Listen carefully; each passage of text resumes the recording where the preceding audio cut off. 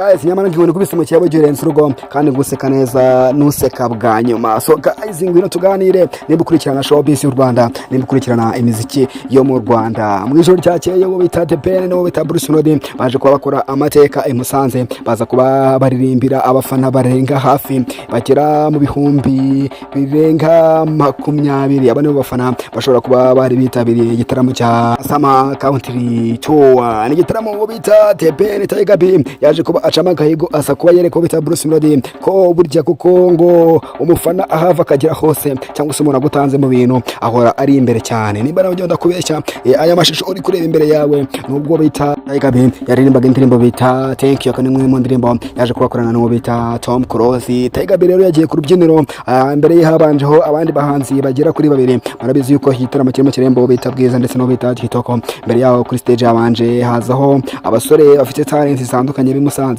maze nyuma bita MC Lucky Nzimana ni wayoboye neza igitaramo kandi witwaye neza kuri stage aza kubahamagara bita Bwiza Emerance. Umwe bakobwa bakoze performance nziza cyane, umwe mu bakobwa rufite ababyinnyi benshi cyane bazi kubyina, umwe mu bantu bagiye banahamagara bamwe mu bafana bakaza kubyinana nawe kuri stage.